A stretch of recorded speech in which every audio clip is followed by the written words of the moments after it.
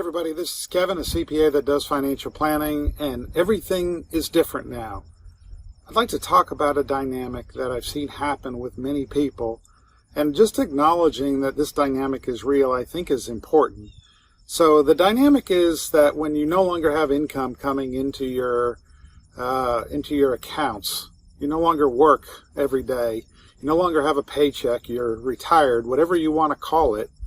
When this happens, it really does change everything. You see, stocks are still stocks, bonds are still bonds, and cash is still cash. But everything is different now when you do retire. And I think it's something that you need to be aware of. Now, I'm going to share with you a couple of ideas that I have for somebody that wants to go it alone. And absolutely, if you're somebody that wants to go it alone, please do so. Recent Financial Planning Association, the planner said that, that these are the clients that financial planners should work with, and these are the clients that financial planners should not even attempt to work with and to do it themselves, or people that are highly skeptical, or people that don't want to pay somebody to help them. We should not go with those people, and we really try hard at our firm not to try to sell people on an idea that they really don't believe in.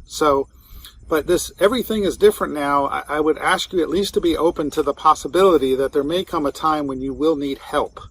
And reaching out to a financial fiduciary is probably a smart thing to do, at least to make sure that you're thinking about things correctly. So I said before, stocks are still stocks, bonds are still bonds, cash are still cash.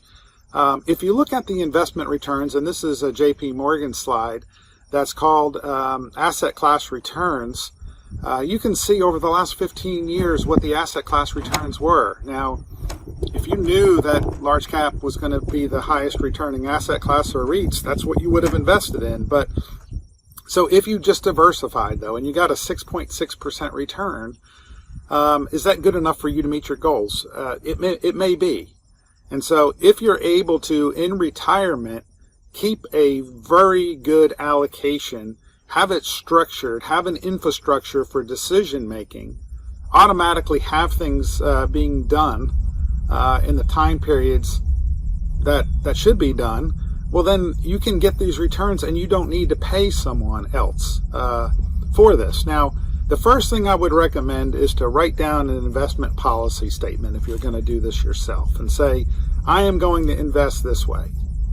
Because what happens is when everything is different now, immediately when you hear bad news or markets happen, what we see actually what happens with people is they start holding too much cash. And too much cash is okay in the short run. The problem, I'll show you a slide in a second, is in the long run. But people will start to do slight behaviors, or another behavior is somebody says they need to take some money out of their account. They'll take it out of short-term bonds because the stocks are just doing too well. And why mess with something that's doing so well?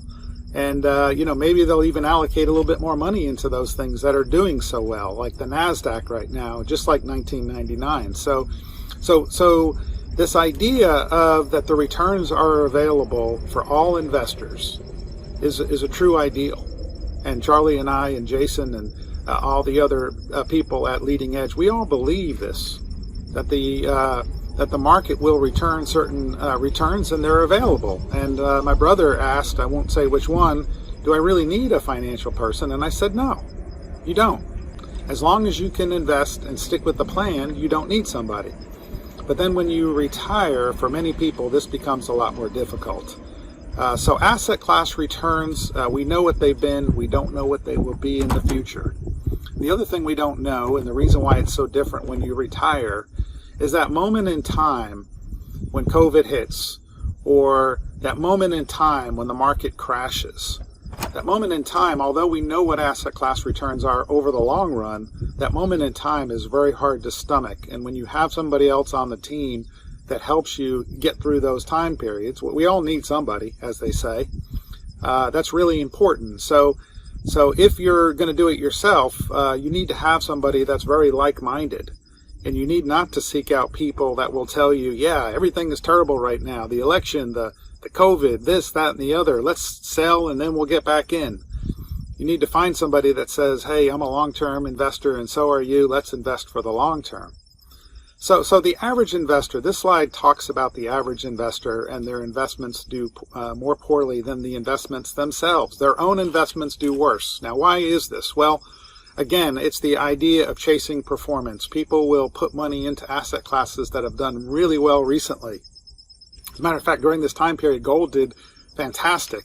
But much of every year, gold did really poorly. It was at the beginning and at the end that gold has actually done pretty well. All the other time periods, gold has done terrible. And the same with oil. And the same with S&P 500, large cap stocks. Did horribly for a decade, and the last 10 years have done great. So this idea of, hey, it's not just about panicking when markets go down, it's when markets go up. You know, do you want to be investing in emerging markets when they stink? Probably not.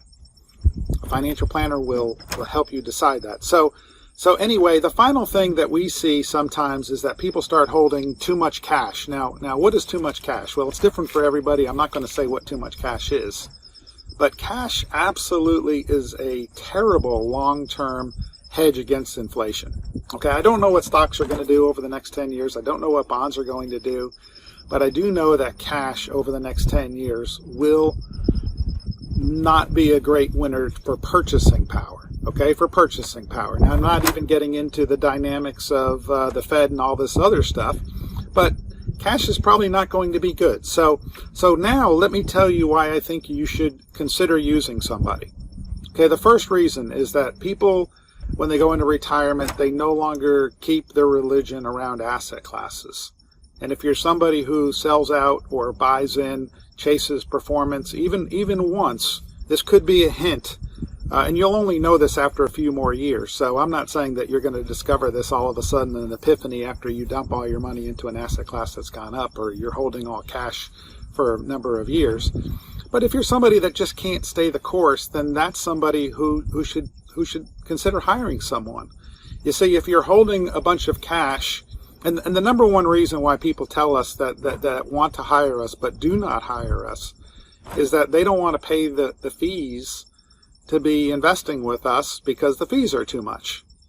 Well, if you're going to get 6.6% minus our fees as your investment return, and there's no guarantee for that, or you're going to get 2.2% but not pay any investment returns, it's sort of like the person who says, I don't want to sell an asset because I'm going to have to pay capital gains tax. So I would just say that for most people, I don't think it's all people, but for most people, there's a lot of difficulty in investing and having your investment support your financial plan once everything is different. And so if that is you, or you're concerned that is you, talk to us or talk to another fiduciary financial planner. Now, if you are able to stay the course and do things yourself and have discipline, that's great. Now, I'm not getting into the whole idea of taxes and which accounts to take money out, what to sell at what time to be able to fund your cash buckets. That's another part of what financial planners do. But I just think purely this whole idea of I don't want to pay a financial planner, and people will calculate the amount as a percentage of assets under management. People will calculate that and say, I don't want to pay that amount because I don't want my financial planners to get wealthy. And that's perfectly reasonable. You don't have to pay to have your money invested. You can do it yourself. But typically, if you're going to invest the right way, hopefully, and I can't say for sure, but hopefully you're going to invest in the assets that you should be investing in for the long run. So anyway, thanks everyone for watching. This is Kevin, a CPA that does financial planning, and we appreciate any positive feedback that you have, or give us a thumbs up. Thanks. Bye.